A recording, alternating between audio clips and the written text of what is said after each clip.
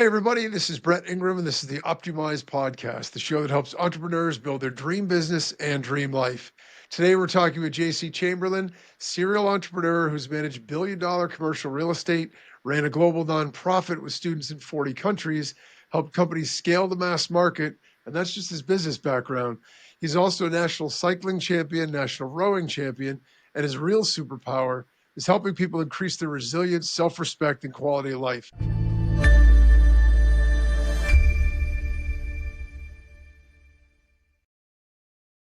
I'm super excited because I think a lot of people could really use that right now. So with that, welcome, JC. Thanks a lot for joining us. Oh, it's a thrill to be here. Thank you so much, Brett.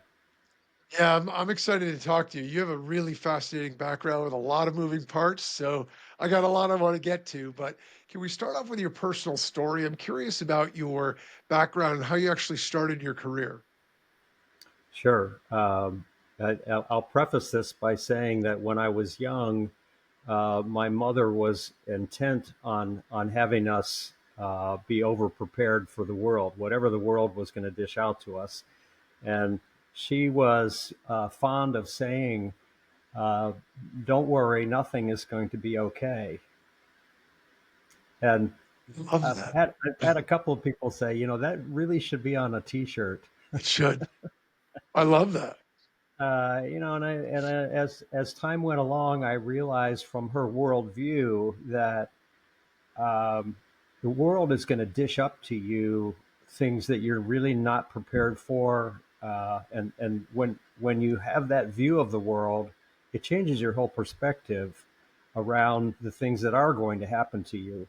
Um, One of the things that she would do when we were training for bicycle racing is that we would crash because we would take risks, and she would run to the bike. She would want to know if the bike was okay first because she figured she could always patch us up later. So I think my worldview of being over prepared for what life was going to dish out, um, and I had some very early setbacks. I had rheumatic fever when I was 4 years old. My heart valve did not heal correctly, and so I was told that I was not going to be able to do sports. And if you tell a 6-year-old boy that sports is out of the question, that's like an end of game for a lot of kids. But I had been listening to the Vienna Boys Choir, and at the time I had a soprano voice. And I said, well, I'll go to Vienna and I'll be in the choir since I can't do sports. And I kept kneeling in front of the record player, and eventually I begged my parents to buy me a violin, and I played it 3 hours a day. And one day I became the first seat in the first violin section in my middle school orchestra. So I learned to reframe bad situations into good opportunities. And I think I was in a talk yesterday with a group of writers, and a woman from China said to me, the symbol for chaos and the symbol for opportunity are the same in the Chinese symbol library. And I think that that is symbolic of my life, is that I look at chaos and I see order. And I think that that's defined my ability to reframe situations into good opportunities, bad situations into good opportunities. That's remarkable, and I have to say, I love that saying. I think that it's so true. I've heard another saying that I don't. I wish I could give credit to whoever said it, but they said nowadays, especially as parents, and I'm guilty of it myself. But we spend a lot of time preparing the road for our children instead of preparing our children for the road. And it really is so true. I think that I also grew up in an older school sort of, and nowadays you'd look at it that way, upbringing where, my mother was a nurse, so she was never, blood or injuries or things like that never even spooked her. Like it was, she didn't even bat an eyelash. And so, but you did a lot on your own. You went out, you got on your bike in the morning, you spent the day, and you came back for dinner. And kids had a lot of independence and a lot of freedom.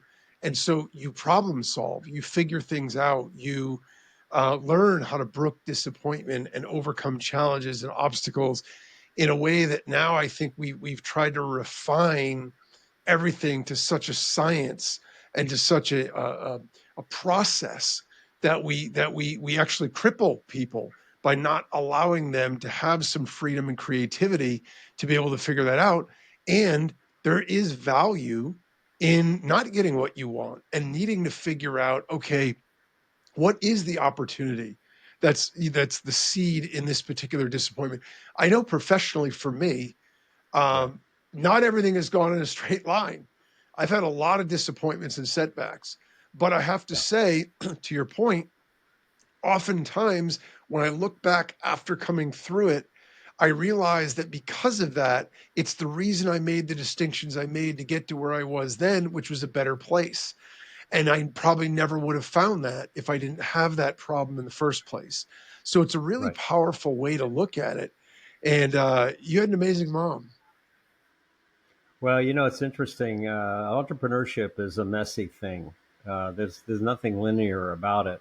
And I was listening to a Duke professor just a couple of days ago speak about the whole learning process, and I think the distance between what we don't know and what we do know for sure is a very squiggly line. It's not a straight line, and that middle section of the learning space requires us to be vulnerable. It requires us to surrender to the universe, if you will, that we don't know something. To admit that first is so important, and then we ultimately, if we search around, we get rewarded with either the idea or the solution, or it comes out of our group process. Whatever that is, you must trust that process as a requirement of entrepreneurship.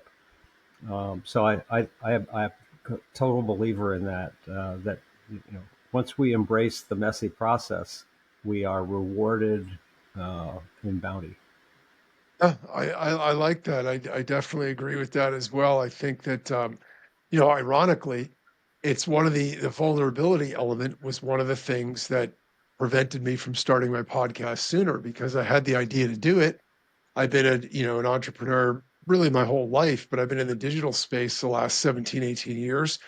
And I said, I have a lot of information to share and I'd really love to help other people and such.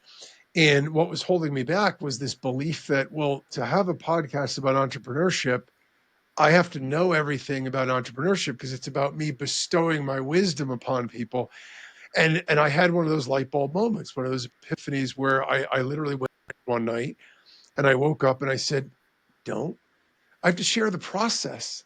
I have to share the messiness of it. I have to share with people the good and the bad because that's what humanizes us. That's what brings us together, and that's what allows us to make that human connection. Nobody wants to hear from a know-it-all anyway. If you have the answer to every one of life's problems, first of all, you're a fake.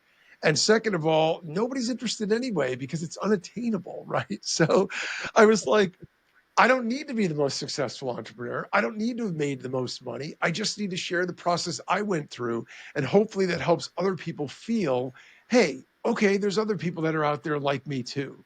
And that's as soon as that realization flashed into my mind, everything changed and I went full steam ahead because I no Yeah. longer worried about what I knew and didn't know. I said, I'm just going to share the process and be vulnerable and open about the good and the bad. Right. And so switching gears for a sec, I know you're an avid biker. I mean, geez, you've ridden over 429,000 miles. It's probably higher than that now, which is, I mean, it's absolutely incredible. I can't even imagine it. My brother is a mountain biker, and he does a lot of miles, but 429, that's a lot. But I know you also had a really tragic incident. One time that you were riding, you were hit broadside by a car going 55 miles an hour. Can you share the Yeah. details with us about that? Yeah. I think the chances of you being hit at some point are good. If you're going to spend that many miles out in the road like I do, it doesn't damper my enthusiasm for being on a bicycle today. Is 13 years later. It took me a number of years to get to a point where I could ride my own bicycle again. It was a really severe accident, nearly fatal, and it was loaded with epiphanies. And I look back on that event, and I am grateful that I was the first guy through the intersection that day. There were only two of us riding together, and my riding partner was only 4 feet behind me, and he was completely untouched. But what happened is, I think the accident was hand selected for me because, um, I was completely out at the scene.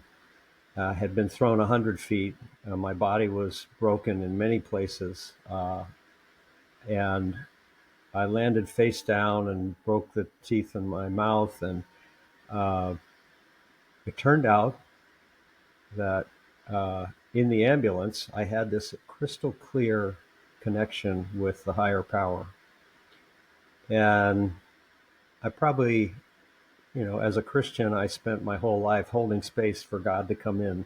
And we think about that as a possibility, but I never imagined that this is what it would take. And there we were, with no introductions. I was able to ask anything. And so I said, why me? Why now? Why this? What do you want from me? And God said, there was a fatal accident in your future that only I can see. And because I'm not done with you, I chose this accident because it's survivable and it will change the course of your life so that that accident is no longer in your future. And 90 minutes later, I woke up in an ER, and one thing led to another. I realized that my head was in a brace. Tubes were everywhere. There was a woman in green scrubs pulling a string out of my forehead, snipping it, pulling a string out of my chin, snipping it. And I said, well, stitches? Why do I need stitches? Where am I? Well, my girlfriend appeared from my right side, and she had a red, white, and blue sponge. I'll never forget this. She had a little tiny sponge on the end of a popsicle stick, and she was dipping it into a cup of water and putting it on my lips very gingerly. And I said, well, where am I? And she said, well, you were in a bad crash on your bicycle, and now you're in a hospital. You're in a safe place now. And I asked her, I said, is my bike okay? And I admit I was probably programmed to ask that question by Yeah. my mother. But the reality is, we always think if the bike is okay, we can continue the ride. And I knew that I had been on a ride, and now here I am in this strange place. And I was able to see by moving my eyes that the foot of the bed was the guy I had been riding with, and he was in street clothes. And that was kind of strange to see Pete standing there, looking at me, and I couldn't turn my head to really look back at him. And then there was this stranger holding my left hand, and I was sure that I'd never seen the guy before.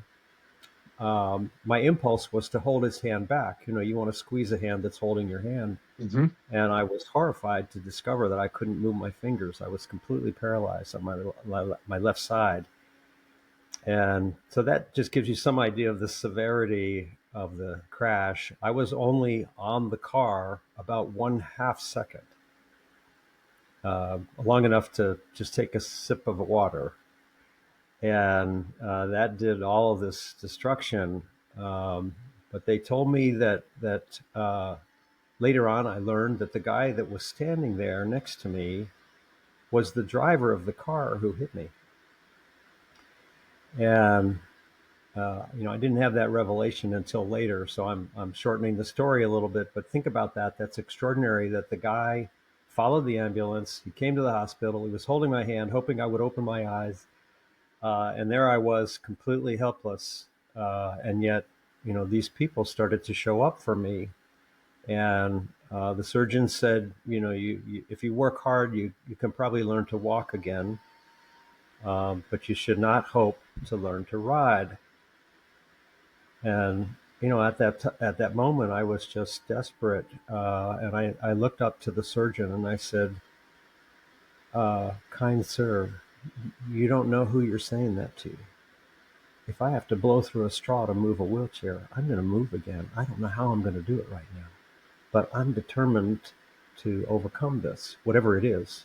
And I wasn't really sure, what had happened yet. I was completely blanked out. And I think that the determination that I had that got me to where I was needed to carry me forward. There's an interesting book that's called What You Got Here Will Not Get You There. And it's about people that are coming out of, a technology career and going into something new. But I think it applies in this case, was in my case, what got me to where I was at that moment where I got hit resulted in an incredible strength of body, strength of spirit, something that I identify today, working on my next book actually, as willpower and core power, and these are my superpowers. And I think we all have those. We can nurture them in a certain way. I just got this extraordinary opportunity because I was the first one through the intersection that day. The guy in the SUV hit me instead of somebody else. I got these revelations. I never would have written this book if I hadn't had that opportunity. And I think back on that moment of clarity, whether it's me talking to me or me talking to God, the reality is I had this inspiration that there was some kind of danger in my future that's now avoided. And what am I going to do with it? What are you going to do with the rest of your life, Brett? What is your turn back moment, right? Where you decide to go forward or you decide to turn back. And I think we all face that as entrepreneurs. We face that in our daily lives. This was just a wonderful opportunity for me to have that epiphany. I mean, it's remarkable. It gives me chills to hear you tell the story. It's just amazing. But in addition to just, the gravity of the accident and how severe everything was, to have that kind of an outlook, I think is remarkable also, because I don't think it would be easy. I think it would be easy to continue to ask the questions that you asked in the ambulance, why me? Like, why? And feel like a victim, and feel like, these kinds of, and but the important thing, and I guess this is the universal truth of it, right? You don't get anywhere with that. So you can spend your time trying to find reasons that your life isn't working out the way you want it to, or that things aren't exactly the way that you had envisioned them. Or you can find the way forward and find the seed in the greater opportunity that's in there. Right. And it's remarkable, for you to have done that. I mean, that's just super powerful. And what a great message for everybody to take from that is, I look at my daily life and I whine and complain sometimes about things that, aren't going exactly the way I'd like. And then when I hear stories like yours, um, it makes me feel a little foolish, because I haven't had that kind of experience. And I do think it's super important to always try to have that perspective. So for people that might be going through something, or people that might go through something in the future, when things aren't going right in our lives, what are the strategies? Like, what do we do so we can reframe that in order to move forward when things are going wrong in our lives? Yeah. Uh, I think we have these, what I identify in my book, Antidote, a new framework. It's a new emotional wealth framework. Is that we have these seven parts of our lives that include and start with our dreams, and I think that's the important kind of beginning of a process when you find yourself up against a wall or a door that's closed to you, or something that has not gone your way. Let's say it that way. Um, is to step back, take a deep breath, and remember that it was your dreams that brought you here in the first place. And so I propose a strategy of thinking big and acting small. And I think this works in all parts of our life.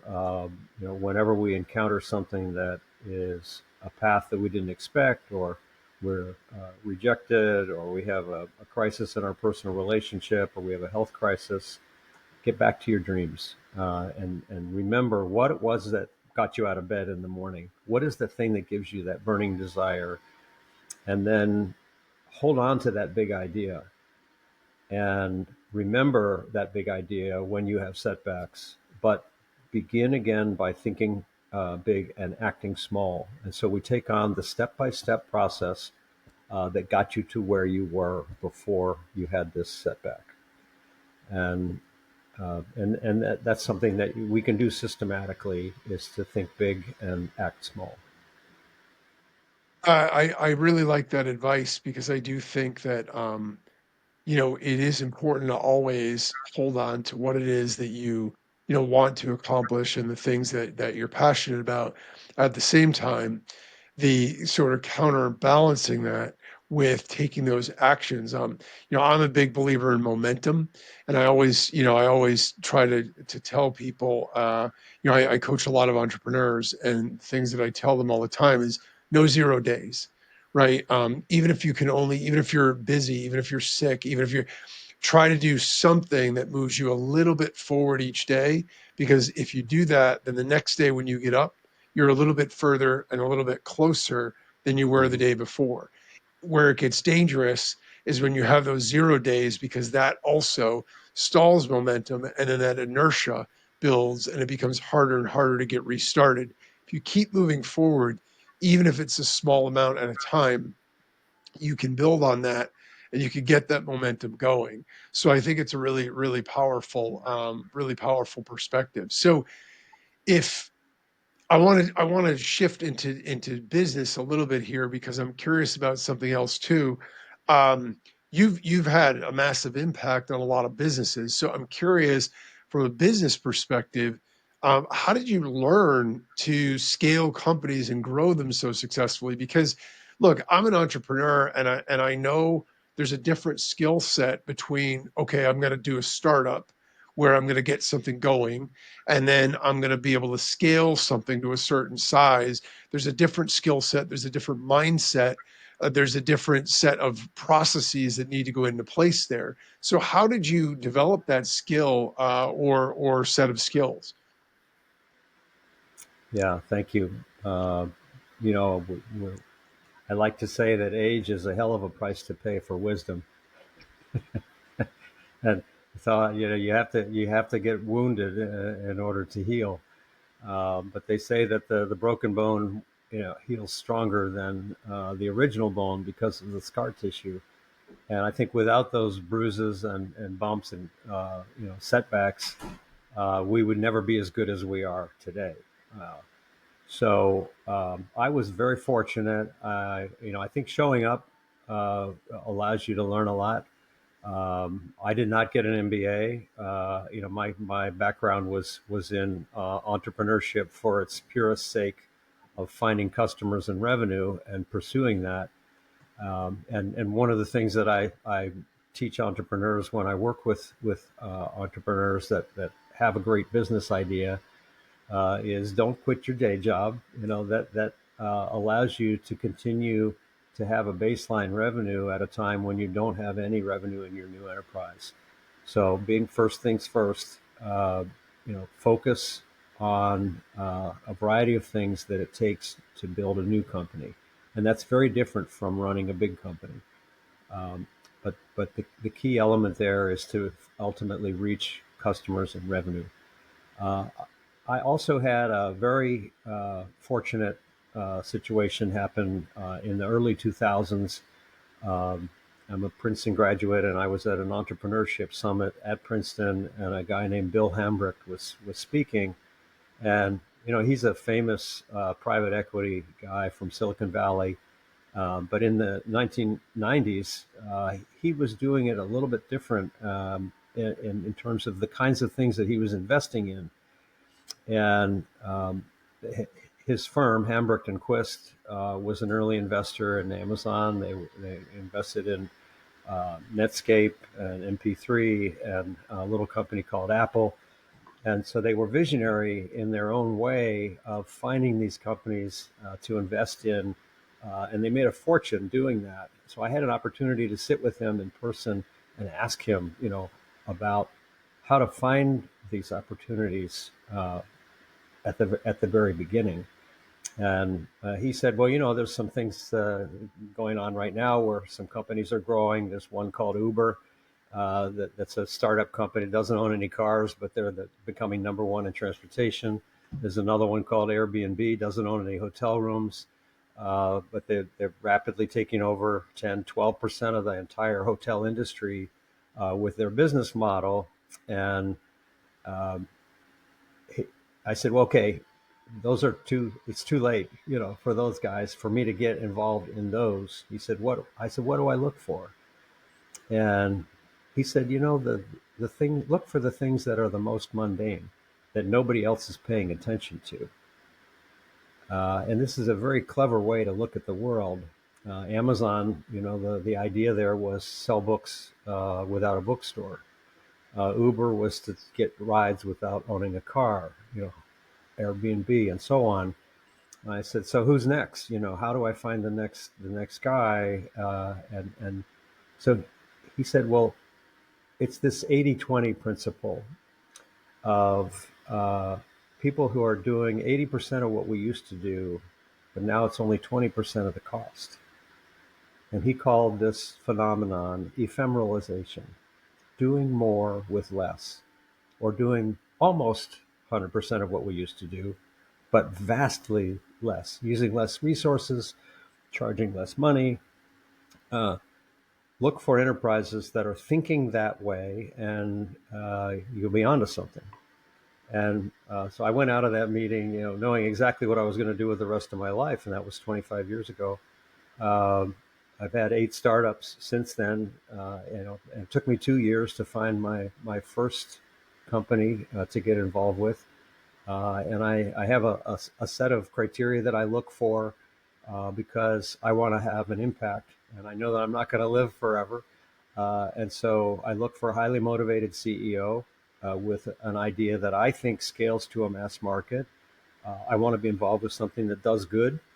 So I don't get involved with, gambling and online things that might be not something that I can hold in my hand. That's a tangible value. Um, and I think that those simple criteria, then the process of starting an enterprise from there, is it's much easier to be guided by those principles. And so that's what happened in my own career over the last 25 years. And it was 2006 when I met Bill Hembrecht, and I said, well, what about Apple? And he said, well, they're a PC company, but we think they're going to offer a phone as early as next year. And we can look back on that and say, wow, what a visionary guy. And he said, ultimately, I think Amazon will be the everything store. Well, there's a book by that name, and they sell everything. So he was a guy that just really visionary person who looked over the horizon to see trends. And I think those are the kinds of things that I would look for today. Is to look over the horizon, look for things that other people ignored, that are the most mundane things that you need every day, but find a way to do more with less. I mean, that's remarkable. I've never heard that perspective before in terms of looking for things to invest in or companies to believe in or whatever else. And I think it's a fascinating way to look at it, but it makes total logical sense when you really think about it. I mean, the actual companies and wins aside, because obviously anyone can say in hindsight, oh well, of course Apple was going to be, but to know it in advance is a little bit different. And to do it in a way that wasn't luck, but it was based on a deliberate set of criteria and a way of thinking and a paradigm that you're looking at things through, I think makes that really tangible and powerful. And it's a really really great philosophy. I know when I was in graduate school in one of my strategy classes, we one of the things we focused on was disruptive technology, and we weren't looking at it from the perspective that you mentioned it, but in essence it's almost there's a lot of parallels, because the Yeah. whole idea is you're taking these established industries that have done something where there's a proven demand there's a proven supply, but the supply is clunky, right? It's labor intensive. There's a lot of overhead or whatever else. And these Mhm. companies that would figure out a way to disrupt that and produce the same end value for the customer, but do it without all of that clunkiness, were ones that all of a sudden would come out of nowhere and eat everyone's lunch because you couldn't replicate it as fast as they could do it. And Right. they didn't need a gigantic, warehouse full of money in order to be able to make it happen. And I think that that what an awesome way to look at that. I really appreciate you sharing that story because I think it's amazing. Um, Thank so you. for a lot of entrepreneurs, especially on the ground level, I mean, I deal with a lot of people that are either in startup or early phase or whatever else. They may have a growing business, but they're still working quite a bit. And I know, especially in those early stages, there's a lot of stress. And I can speak to this personally as well. I've gone through this a number of times, in my own life. How as entrepreneurs or people in general can we counteract stress and improve our overall mental health? Because I think in society in general, this is a big issue right now. Yeah, it sure is. Managing stress is, and probably stress is the number one killer. When you look at outcomes, it stress is capable of it physically it produces cortisol, and we know that cortisol disables some systems inside of our body that make it impossible for us to do the normal cell renewal, and allows bad cells to take over instead of having good cell renewal, and you continue to be healthy.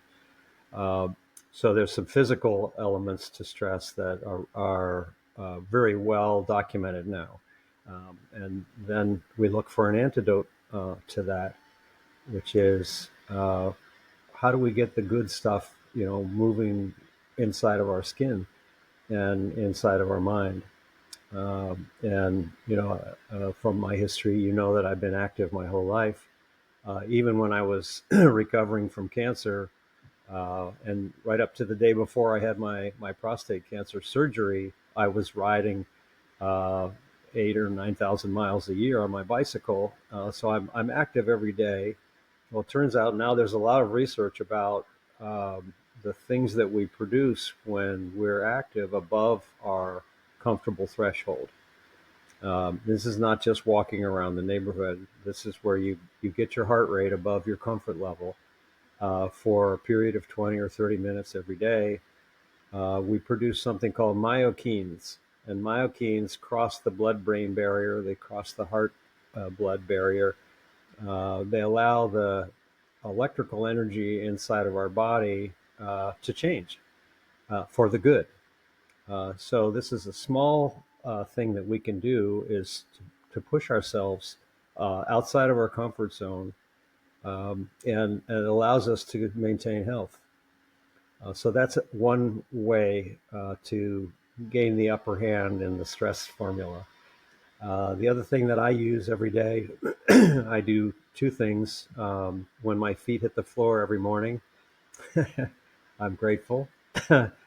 And I keep a journal every day with my gratitudes. And it has space for three gratitudes, and then a blank space for intentions, and then one blank space for action. And I address that every single day. When I miss a day, I just move on. You don't dwell. Um, People don't drown because they can't they can't swim. It's because when they get submerged, they fail to change the behavior that got them in the river. And so in this case, I would say I stretch every morning for 30 minutes, and I breathe. During that time, I have a very deliberate breath work. And it has this combination of stretching for 30 minutes. It requires discipline.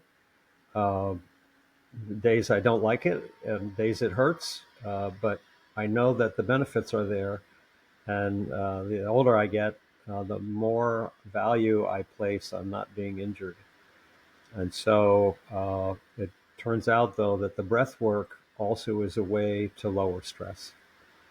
And I've had my fair share of stress and injury in my life, and but I've also learned to harness these two really incredible things that we've learned. One is that if you're willing to go above threshold, and then you pause and you breathe, and you stretch, and you allow your body to recover in a way that uh, enables you to withstand the stress of the next day. So I would say that combination of thing, gives you a special resource, a bank account, if you will, that you can dip into. Yeah, that's that's fascinating, and I know the stretching thing for me. I had it's funny because when I was actually younger, I was really into fitness and I worked out all the time.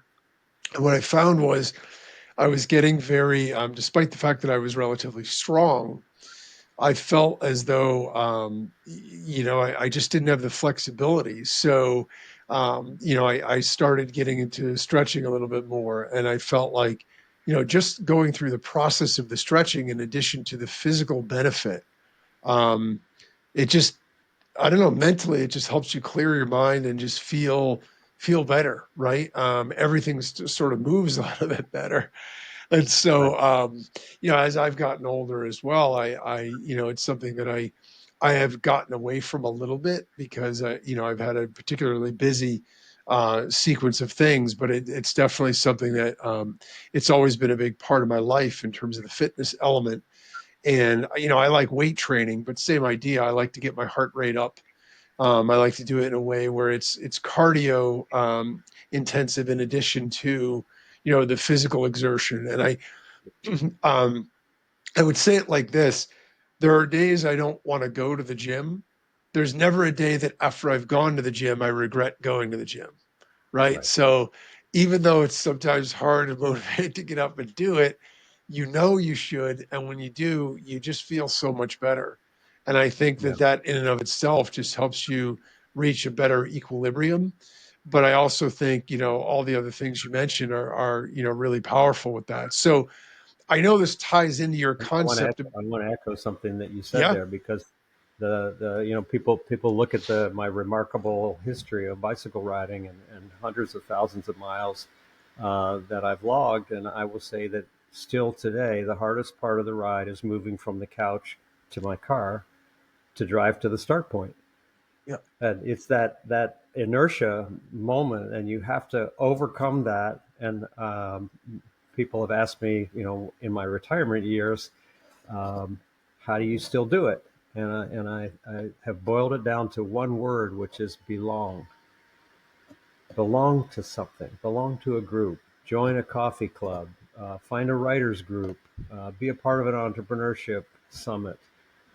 Give yourself some kind of a schedule that allows you to get out of yourself, stop, scrolling or whatever you do as a reward for your downtime, and keep a schedule. And those interactions, the Harvard Gun Study is famous for identifying this over a 60-year period. The people who lived longer were the ones who still had close personal relationships, and those come from belonging and caring. And it sounds simple, but it's super valuable. It trumps everything else. yeah. And I think nowadays, especially, super important because we have this sort of illusion nowadays that we're much more social and we're a lot more connected because digitally we can, reach out to each other in seconds here and seconds there. But that's all much more of an illusion. I'll tell you a funny story from my own entrepreneurial journey. I've been it was in the software space for a while, and I have partners in the business, but we all sort of we all live in our own places. We all create our own software with our own team, and then we would promote them through as affiliates for each other. And Uh-huh. so I was always sort of in the trenches working, trying to get stuff done because I believed that was the way to be successful. And we would have these conferences a couple times a year. And I thought to myself, Why would I go to a conference? I got to spend the money on plane fare. I got to spend the money on a hotel. I got days away from the office, like being able to get stuff done. What, to go have beers and, sit around and talk to people at this thing? I don't really get the point. And I had one of my, partners say to me one time, just do it. Just come to the event. Trust me, you're going to, and I went to the event and I totally got it. Like, I totally understood that there was more value in the one weekend of event, not from any specific thing I learned, but from the fact that I was able to humanly connect with all of the other people that I had seen behind the screen and on a Skype call and in person, have real conversations and talk about stuff. And you create memories, you create experiences with that go so much further than any transactional thing that you're ever going to do. And it took me an actual somebody to actually push me to do it, to understand it. And once I did, I was like, I've had this all backward. It's not about getting down and rolling up your sleeves and just working yourself to the bone. It's about building the relationships and the connections along the way, because they also make the path a lot easier.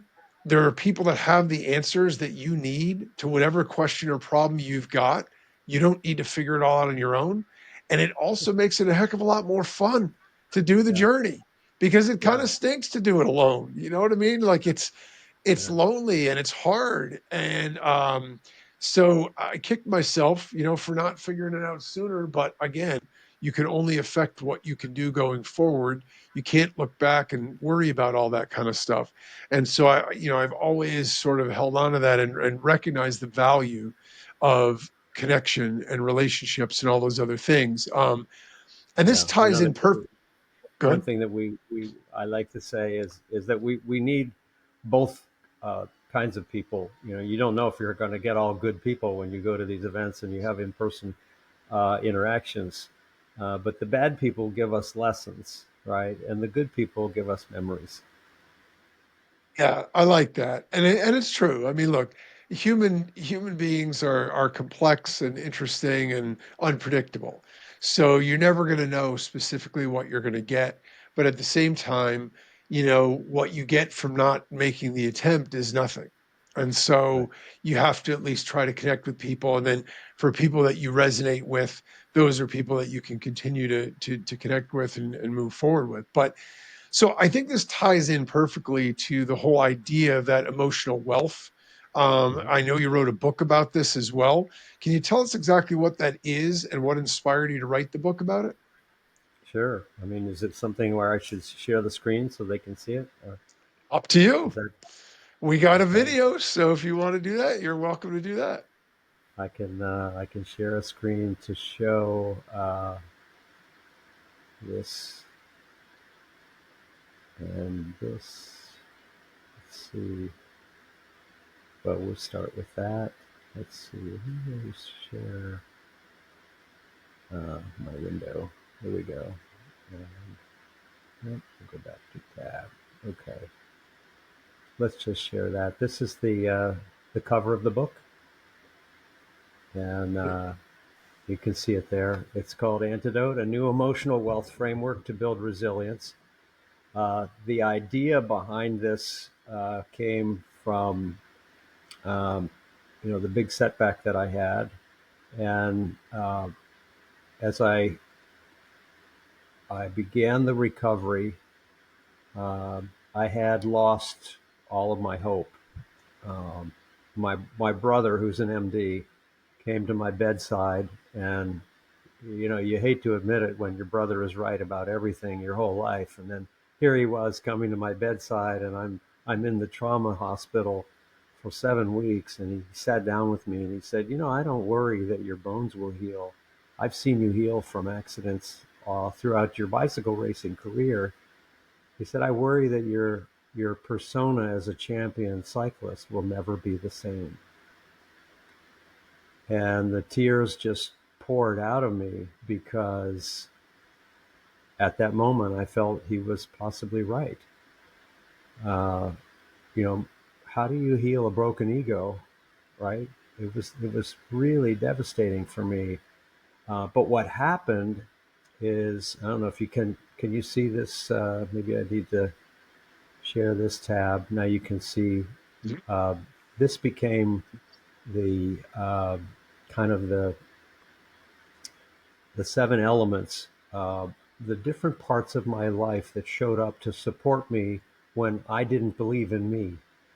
And it was a learning journey over many years. Uh, this the accident was 13 years ago. I probably got to a point where I could tell this story just a couple of years ago, and finally somebody said you really should write it down. And I had to go back and look at what it meant to me to have all these different parts of my life show up for me as I healed. And it began with my dreams.